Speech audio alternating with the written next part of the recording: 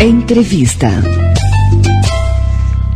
Presidente da Aliança em Prol à APA da Pedra Branca, Daniel Tigel, fala ao vivo sobre nova lei que rege a atuação de mineradoras no local. Na última sexta-feira, o prefeito de Caldas, Ulisses Guimarães Borges, sancionou a lei que altera artigos de outra lei anterior que havia criado o Santuário da Pedra Branca na cidade de Caldas. Antes, a Câmara havia aprovado em sessão extraordinária bastante tumultuada a lei que especialistas entendem que irá permitir a abertura a partir de agora de novas áreas de mineração. Além de se manifestar na Câmara Municipal, os moradores também foram às ruas da cidade para demonstrar indignação. Até mesmo o padre Pogueto, de 88 anos, sendo 59 de sacerdócio, ficou indignado com a alteração na lei e fez apelo na última semana para que o prefeito Ulisses não sancionasse a lei aprovada. Para falar sobre o controvertido assunto, estamos recebendo ao vivo o presidente da Aliança em Prol da APA da Pedra Branca, Daniel Tigel. Ele é mestre em Física Teórica pela Unicamp e há 20 anos trabalha nas áreas de desenvolvimento sustentável, economia solidária, educação ambiental e agricultura orgânica, agroecológica, já tendo atuado como secretário executivo do Fórum Brasileiro de Economia Solidária e também como secretário operativo internacional da Rede Intercontinental de Economia Social e Solidária. Bom dia, Daniel. Seja bem-vindo ao programa Jornal da Cidade. Bom dia, Sandro. Bom dia, caros ouvintes aí de Andradas, Santa Rita e Caldas. É um prazer estar aqui. Olha, Daniel, a gente vai falar sim de toda essa polêmica, mas antes eu acho que até de fundamental importância você explicar para os ouvintes da Rádio Vinícola o que vem a ser a Pedra Branca, porque muitas pessoas podem, incrivelmente, não ter esse conhecimento de um local tão maravilhoso que está próximo de nós.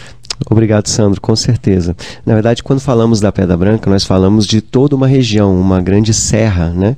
Que inclusive chega até aqui em Andradas. Quando a gente segue a serra, temos até uma proposta de criação de um parque estadual que envolve aí os municípios de Caldas, Santa Rita, Ibitiúra e Andradas.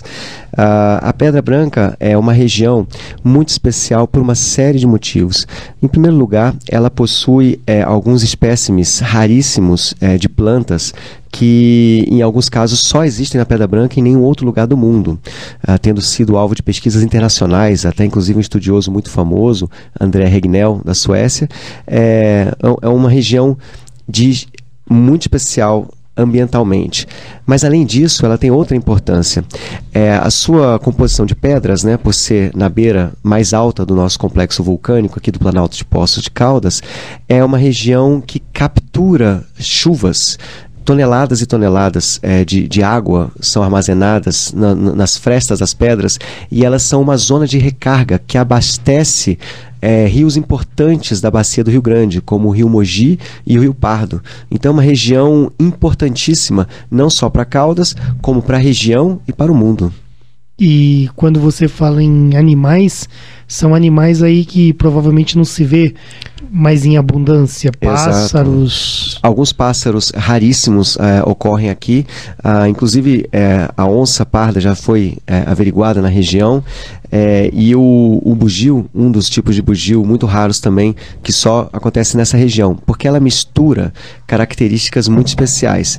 Ela é uma região alta, né? Nós estamos falando aí acima de 1.600, 1.700 metros, né? Em toda essa cordilheira aí da Pedra Branca, e ao mesmo tempo Mata Atlântica, que o pessoal chama um nome meio complicado, né? Ombrófila de altitude. Então a Mata Atlântica já é especial, mas ela é especialíssima, porque ela mistura características de vulcão, altitude e Mata Atlântica. Então é uma região especial, é um patrimônio da humanidade.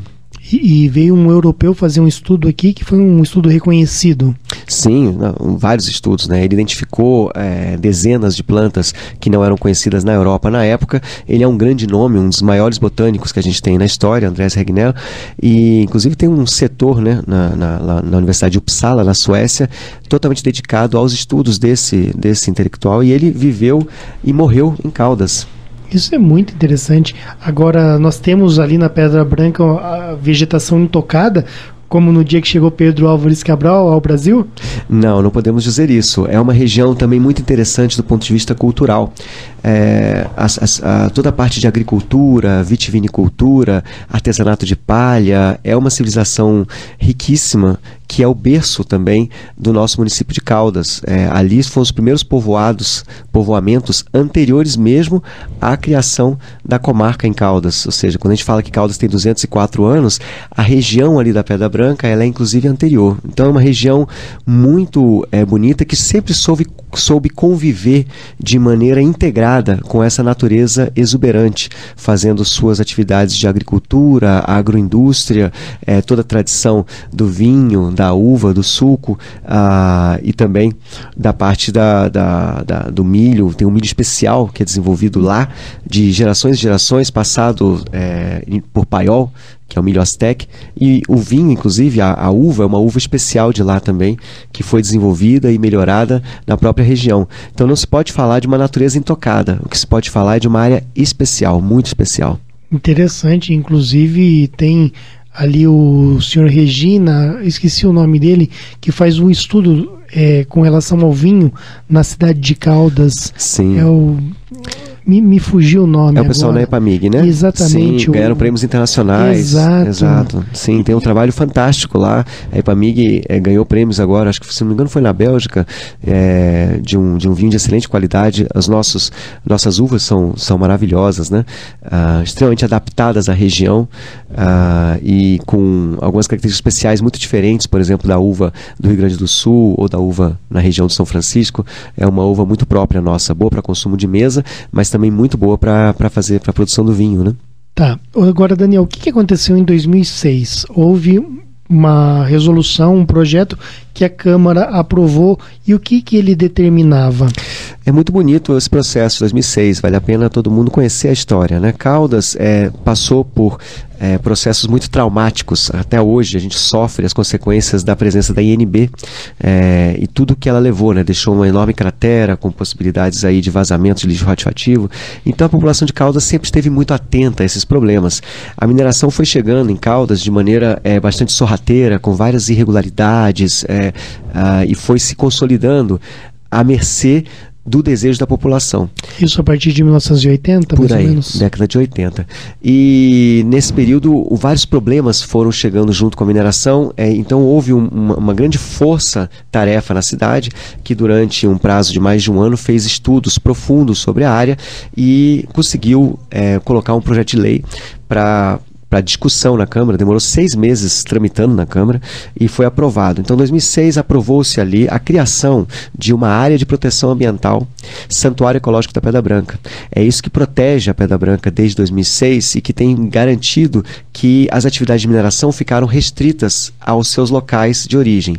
Então, em 2006, o que eu posso falar para você, Sandro, e para vocês, ouvintes, em 2006 foi feito um grande pacto em Caldas, em que se aliou a garantia dos empregos que já existiam na mineração, daquelas frentes de lavra que já estavam ali, elas ficaram preservadas, elas estavam garantidos, esses empregos garantidos, mas ao mesmo tempo garantiu-se que não se abriria nenhuma nova lavra e nem se expandiria nenhuma das frentes de mineração existentes. Então esse foi o grande pacto de 2006, através de um dos artigos dessa lei, que é o artigo 51, que inclusive foi questionado pelas mineradoras na época. Pouca gente sabe, Sandro? Tentaram questionar esse artigo dizendo que ele seria inconstitucional. E justamente isso foi comprovado primeiro no TJ de Minas Gerais, no nível estadual, depois as empresas recorreram e o Supremo Tribunal de Justiça, STJ, comprovou que o artigo era totalmente legal, bastante claro, e que regulamentava muito bem a atividade de mineração na área. Então, é importante desfazer uma série de mitos que existem, né? O que nós tínhamos de mais precioso e mais forte na lei é o artigo 51, porque ele é o único que foi carimbado, digamos assim, como válido pelo STJ. E justamente é esse que fizeram alteração agora em 2017. Tá certo. Agora, Daniel, antes da gente falar de 2017, você vai falar daqui a pouquinho, só esclarecendo o ouvinte da Rádio Vinícola, não é? O ouvinte da Rádio Vinícola que está ligando o rádio, nós estamos conversando com o Daniel Tigel. Ele é o presidente da Aliança em prol da APA, que é a Área de Preservação Ambiental da Pedra Branca, localizada em Caldas, e que está passando aí por um processo revolucionário. Eu chamaria assim, pelo menos aparentemente. Agora, Daniel, você disse que em 2016 havia ali um pacto, não é? E parece que todo mundo ficou feliz na época. Agora, as mineradoras em 2016 e em 2006 que estavam ali, elas continuariam trabalhando. Exato. Mas isso não significa que a natureza seria afetada porque eles expandiriam ali a área de atuação dentro da Pedra Branca? Muito boa pergunta, Sandro. O que dizia o artigo 51, originalmente, em 2006, não fala que as mineradoras ficariam, fala que as frentes de lavra daquelas mineradoras, já devidamente instaladas e com as devidas licenças de operação, a licença de operação é aquela que define muito bem qual é o buraco exatamente, qual é a área que poderá ser minerada. Essas poderiam continuar, não seria possível nenhuma nova licença de operação, que implicaria, por exemplo, em ampliação de um determinado buraco ou de criação de novos buracos, que são as frentes de lavra, são, na verdade, buracos. Então, aquela lei ela garantia a não expansão e, ao mesmo tempo, garantia os empregos que já estavam instalados naquelas mineradoras, que hoje não se sabe exatamente quantos são, mas são da ordem de 280 empregos que estão ali garantidos nessas atividades de mineração.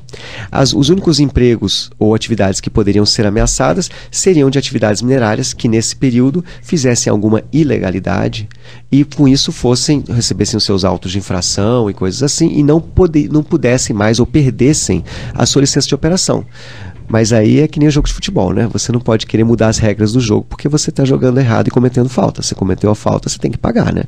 E nesses anos alguém chegou a ser punido em Caldas? Sim, sim. Graças a uma atuação muito forte das associações de moradores, associações ambientalistas e a população de Caldas organizada, nós conseguimos fazer fiscalização e impedir que fossem abertas novas lavras, né? Um caso clássico foi em 2014, em que ocorreu o que o promotor de Caldas considera o maior crime ambiental da história de Caldas, cometido por uma mineradora que tentou disfarçar a importância ambiental da área, escondendo 4 caminhões de plantas raríssimas e ameaçadas de extinção, escondeu tudo mocosado para que quando viessem os fiscais para licenciamento ambiental não visse essas espécies. Nós identificamos, participamos do mutirão, todos nós carregamos essas espécies, enchemos 4 caminhões e eles foram para o Jardim Botânico, estão sendo cuidados lá como se fosse um hospital, para futuramente a gente tentar voltar.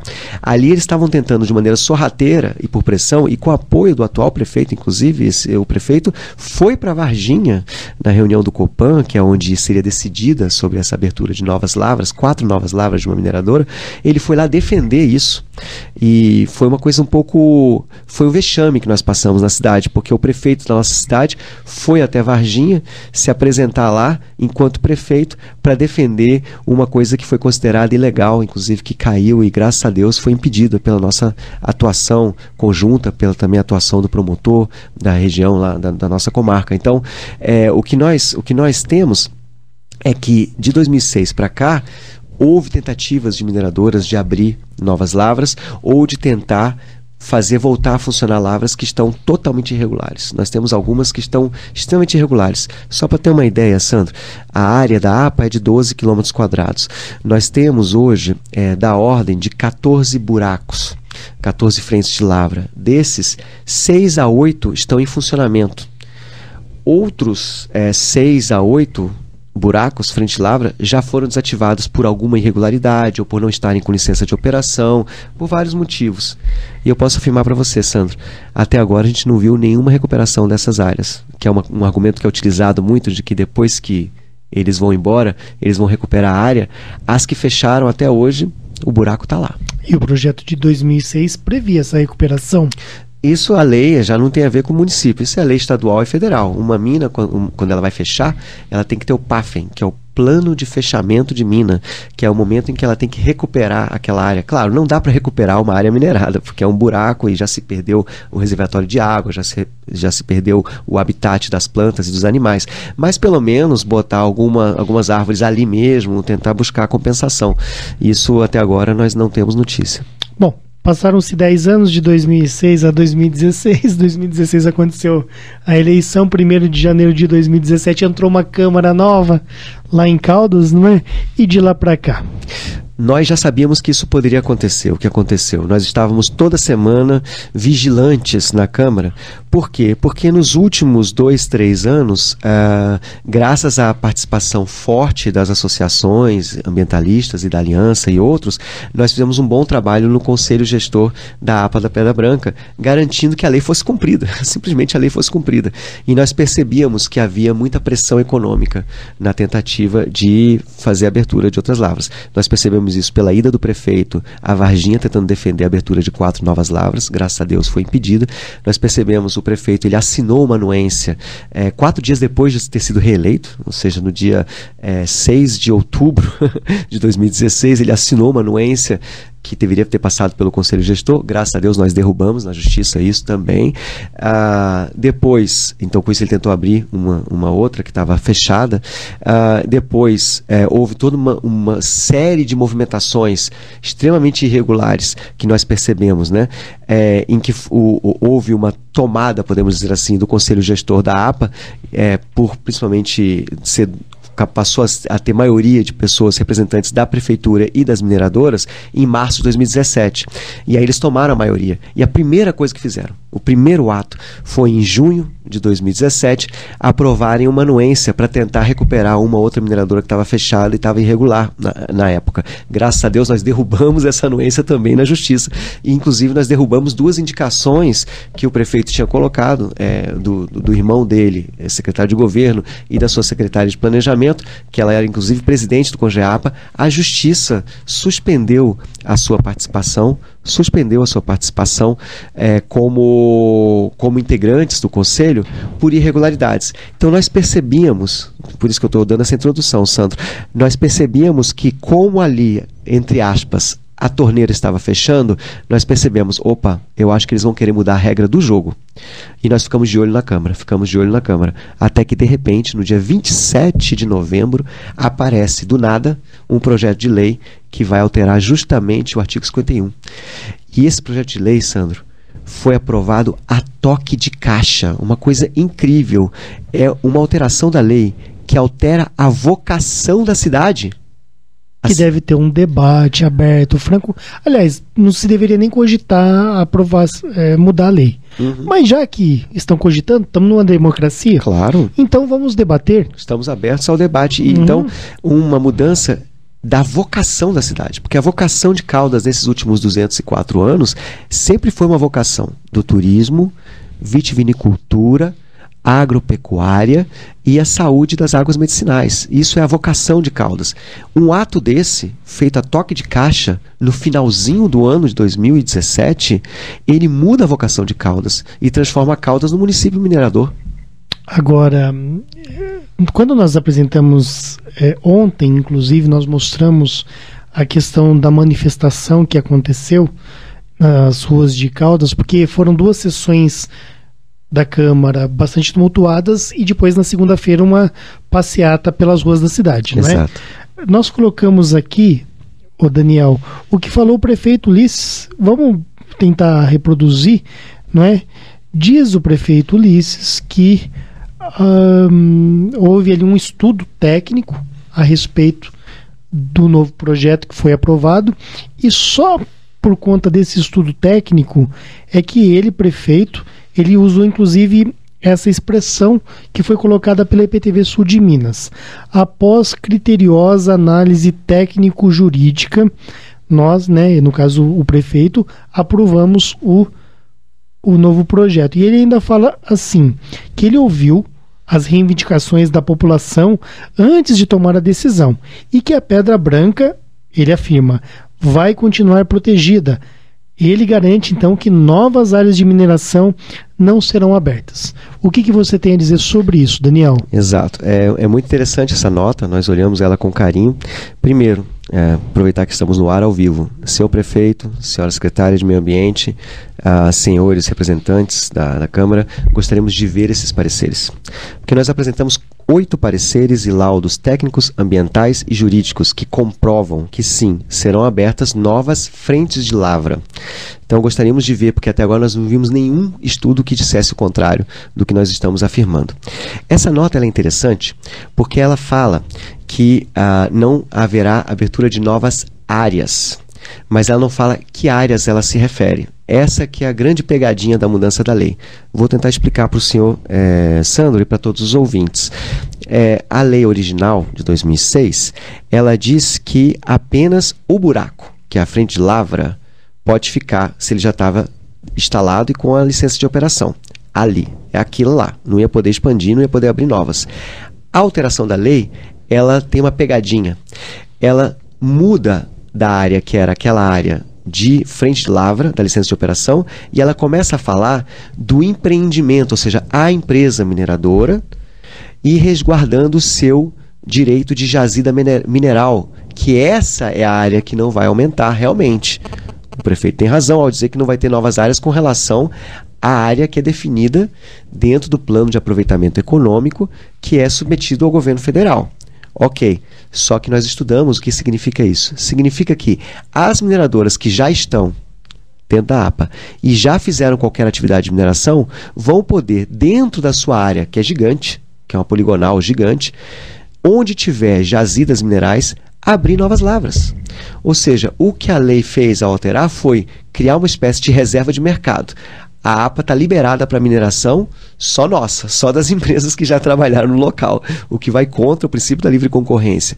E, além disso, afirma que fica garantida que elas possam abrir outras lavras, ou expandir as existentes, ou reabrir umas que estavam paradas, mesmo se ela não tinha licença de operação. Ou seja, ela vai poder solicitar novas licenças de operação, que quem dá é o governo estadual, através da Superintendência Regional de Meio Ambiente. Então vamos ver se eu consigo deixar claro para os ouvintes.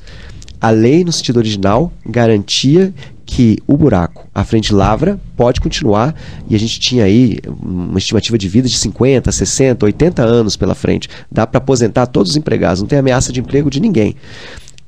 Isso é o original, estava ótimo, tudo organizado. Agora criou uma confusão, porque agora saiu do conceito do buraco, que era a área, e agora o conceito de área virou a área toda que aquela mineradora tem direito, através do governo federal, ela vai poder, na APA, poder solicitar a abertura de novas lavras ali dentro. Então, nós já temos uma estimativa de que, no mínimo, nesse ano, umas 5 a 10 novas frentes de lavra deverão ser abertas ou deverá haver solicitação das mineradoras de abertura de 5 a 10 novas frentes de lavra. E é isso, Sandro, que a população de Caldas não quer. Caldas não está contra a mineração, mas Caldas não quer a expansão da atividade minerária. Então, o prefeito diz que não haverá novas áreas, mas ele se refere a áreas são a jazida mineral da poligonal daquelas mineradoras. Ou seja, as mineradoras que já estão vão poder sim solicitar licenciamento para abertura de novas lavras ou expansão das suas lavras. E as lavras que estavam paradas e desativadas vão poder sim ser reativadas, ou seja, as empresas vão poder solicitar licenciamento ambiental. Ou seja, o mecanismo municipal de proteção para a expansão da mineração deixa de existir. A APA para de proteger no nível municipal. Agora a gente fica só nas mãos do Estado. E aí a gente não tem mais controle, porque o Estado vai levar em consideração outros fatores. Os fatores locais, que era o que garantia o artigo 51, ficam perdidos. Então, um próprio representante de mineradora na IPTV, ele mesmo afirmou: hoje as mineradoras ocupam 0,6% da APA, na região mais especial da APA. Aí ele falou, aprovada a lei, o máximo que vai aumentar é para 1,7 nos próximos anos. Isso significa, se hoje nós temos da ordem de 12 a 14 buracos abertos, ele mesmo afirmou a abertura de 30 a 40 novas frentes de lavra. O próprio representante das mineradoras afirmou isso. Então, não façamos jogo sujo. Quero ver parecer assinado, quero ver parecer jurídico que garanta que esse projeto de lei, essa lei que foi aprovada, é constitucional e que não vai permitir a abertura de novas lavras. Nós estamos convictos, a partir de estudos técnicos, de que haverá a expansão da atividade minerária na área. Estudos técnicos. Técnicos. Ok, isso é muito interessante. Sim, eu apanhei um pouquinho para falar o nome do padre. Padre Pogetto. Isso. Ele tem 88 anos, Carol, e ele faz 59 anos que ele é padre. Ou seja, praticamente 60 anos só de sacerdócio. E ele se manifestou publicamente, achei um padre muito corajoso, viu, Daniel? E vamos ouvir o apelo que o padre Pogetto fez para o prefeito Ulisses. Ulisses, eu soube que você está entregando a Serra da Pedra Branca para esta entidade que quer só explorar os recursos e os bens que nós temos aqui na nossa terra. Por isso eu peço a você, como filho de Caldas, como amigo seu e como padre da paróquia de Caldas, que você destrua esta intenção sua de entregar a Serra de Caldas para esta entidade que não vai trazer benefícios nenhum para o povo da cidade e para a nossa cidade. Muito obrigado pela sua atenção e atenda ao pedido de vigário mais velho da paróquia de Caldas. A voz do padre não foi ouvida. É uma pena, não só do padre, né? Eu posso afirmar para você, Sandro, que em apenas 24 horas, eu repito, em apenas 24 horas, em um dia, 1.100 eleitores caldenses assinaram um abaixo-assinado na rua mesmo, com seus documentos, afirmando que não queriam a expansão da atividade minerária. Não sei, claro, Andradas é grande, né? Mas em Caldas, 1.100 eleitores significa mais de 10% dos eleitores de Caldas disseram em um dia. Isso sem falar que, além da manifestação importantíssima do Padre Pogetto, outras pessoas de todas as famílias mais conhecidas da cidade, pessoas também da roça, pessoas do centro, se manifestaram pedindo e clamando ao prefeito que não fizesse essa alteração, ou que pelo menos fosse feito um debate, né? Porque o projeto de lei é muito estranho. Se ele fosse tão bom, ele seria discutido com a população. Uma discussão ampla e tranquila. Para aprovar em 2006, foi 6 meses tramitando na Câmara e teve audiência pública. Dessa vez teve uma audiência pública que foi um teatro. Eu digo que foi um teatro porque a audiência pública foi chamada com 48 horas, a gente só teve 48 horas para se preparar. Depois da audiência pública, os vereadores nem se reuniram para poder analisar o que a gente apresentou na audiência pública. E já no outro dia, 2 dias depois da audiência, já foi para votação. Ou seja, já ia ser aprovado. Foi aprovado em 17 dias. Eu nunca vi uma coisa tão rápida para um projeto de lei ordinário. E o prefeito, em 5 dias, ele chega e sanciona, simplesmente no último dia de funcionamento do Executivo, que o Executivo está em recesso agora. Então, na sexta-feira, quase 9 horas da noite, no dia 22 de dezembro, a 3 dias do Natal, o prefeito vem e me sanciona. Se isso não é apagar das luzes, eu não sei o que é. Por que tanta pressa? Eu acho que tem que se investigar, porque há interesses não explicados nessa ação. Não são os interesses da população, é isso que eu posso garantir. Agora, quais interesses são, eu não sei. Vou dar um exemplo. O promotor, ele fez uma análise da lei e avaliou que havia possíveis e graves irregularidades na sua redação. Por exemplo, essa que eu falei de reserva de mercado para empresas, e também possível inconstitucionalidade. Eu vou explicar uma coisa importante para os ouvintes. No direito ambiental, existe um princípio constitucional que se chama o princípio da não regressão em direito ambiental. Por que existe esse princípio?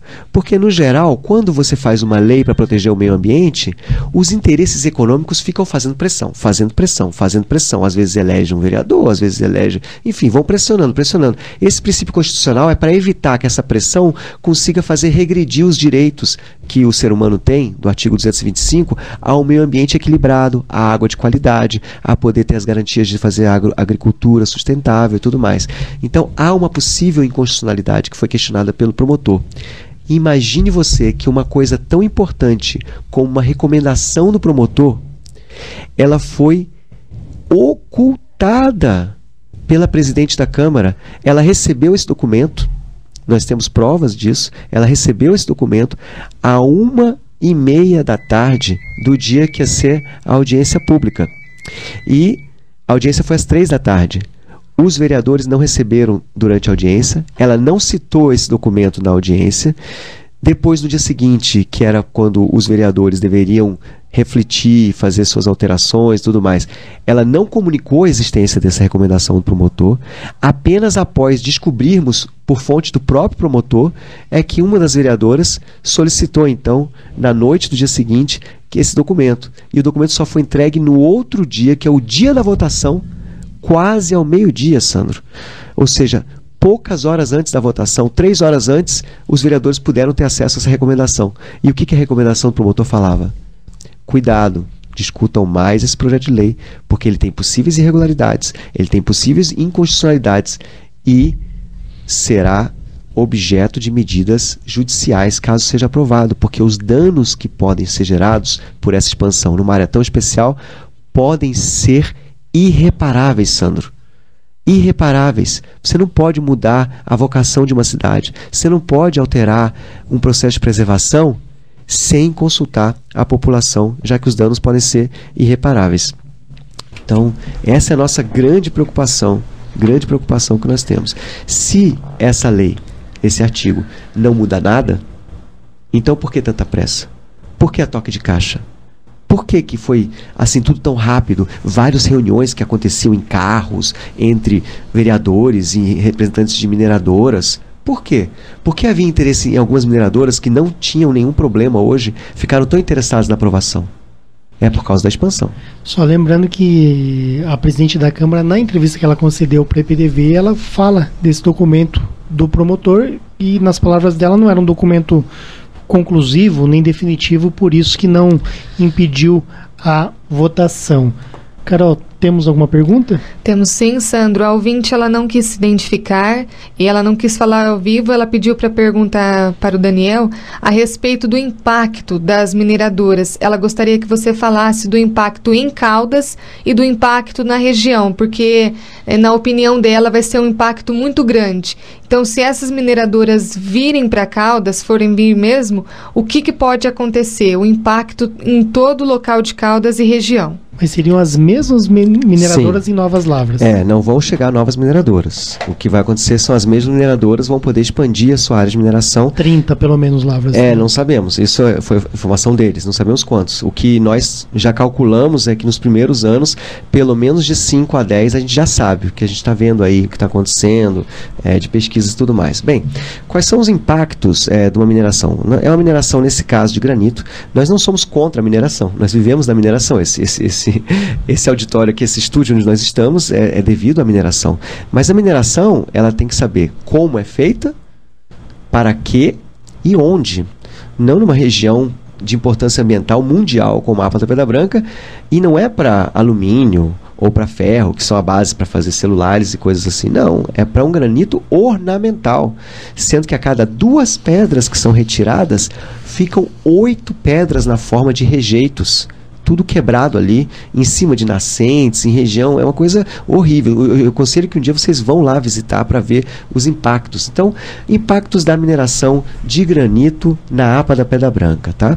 Primeiro deles, fundamental, é que ao retirar a camada de pedras dos picos, dos topos de serra, onde estão as melhores pedras, você está retirando partes importantes da zona de recarga. Então você está reduzindo a capacidade das nascentes de se reabastecerem com essa zona de recarga. Essas nascentes são nascentes que acabam alimentando os rios Mogi e Pardo. Então você tem impacto sobre abastecimento de água nas épocas secas, porque é nas épocas secas que a zona de recarga recupera essas nascentes, porque estava ali armazenada toneladas e toneladas de água de chuva. Esse é o primeiro impacto. Segundo impacto para moradores da região são os tremores. É muito difícil com relação a gado, com relação a plantio, com relação à agricultura, e também rachaduras nas casas. Temos casos aí de varanda que caiu, de vidros que trincam, de casas que começam a ameaçar a sua estrutura, que tem que ser reformadas constantemente. O tráfego de caminhões, são caminhões extremamente pesados. Eles têm passado, por exemplo, alguns deles, pelo centro de Caldas, que é um centro histórico, e tem danificado fortemente essas estradas. Então isso é um outro efeito. O pó de pedra, ele é já reconhecidamente cancerígeno. Então, quem está muito próximo aos locais das explosões reclama muito de processos ligados a pó de pedra e processos com relação à insalubridade. Com relação aos animais, pássaros, principalmente aves raras, com as explosões, elas altera-se o seu ciclo e elas acabam não conseguindo se reproduzir e todo o seu habitat fica estremecido, né? É sempre assim, uma sirene, e depois, bum, uma explosão, né? Cobras, onça, vários outros animais, eles acabam ficando sem lugar para poderem se refugiar, e isso acaba afetando as plantações. Não só a população. Acaba indo para cima da população, para cima das plantações, aí o pessoal começa a falar de cobra que aparece, de picada que vem, e assim por diante, né? É comum, perto de mineradoras, você ter problemas com cascavel e outras cobras. O risco, por exemplo, de transmissão de doença pelo macaco, né? À medida que o macaco se aproxima mais de áreas urbanas, ele pode estar carregando vetores de doenças como talvez a febre amarela e outras. Então há riscos também nesse sentido, sem falar na alteração do habitat das plantas mais especiais. As plantas mais especiais da APA da Pedra Branca são as que ficam em cima das pedras, com depósitos de terra que vão se acumulando ao longo de décadas e décadas e décadas, e dali que aparecem as bromélias, e as orquídeas, que são raríssimas e algumas delas endêmicas, ou seja, só tem lá. Então os impactos da mineração, todo mundo sabe que são muito altos, mas nós já temos um pacto de manter as mineradoras que estão, desde que a sua área se mantenha a mesma, que de 2006 não se abra nenhuma, e as que já não têm mais licença de operação não vão poder mais abrir. Então esse é o grande pacto que nós tivemos, que foi traído pelas costas da população, sem o necessário debate, no dia 22 de dezembro de 2017. Nós conversamos com Daniel Tigel, presidente da Aliança em Prol da APA, da Pedra Branca, na cidade de Caldas, área de preservação ambiental. Daniel, nosso tempo finalizou. Última resposta, última pergunta, resposta rapidinho, Daniel, por favor. E agora? Agora lei sancionada, Daniel. Lei sancionada. Mas a derrota já chegou? Não, assim? Nós estamos felizes, fortes. Nós iniciamos uma campanha SOS Pedra Branca com vários materiais de gráfico e tudo mais, e estamos tomando as medidas judiciais cabíveis. Estamos dialogando com a promotoria, mas também estamos entrando com ações nós mesmos também. Mas o fundamental, está muito bonita a união do povo caldense. Parece que Caldas acordou para a beleza e importância do seu patrimônio maior. Então está um momento muito lindo, até fico assim emocionado de dizer como a população está dizendo em alto e bom som. A Pedra Branca, ela é um patrimônio mundial, e se Deus colocou no nosso município de Caldas esse patrimônio, é nosso dever zelar por esse nosso patrimônio. Então estamos muito felizes na luta pela vida e pela Pedra Branca, e por um verdadeiro desenvolvimento, com geração de trabalho e renda para todo mundo. Jornal da Cidade.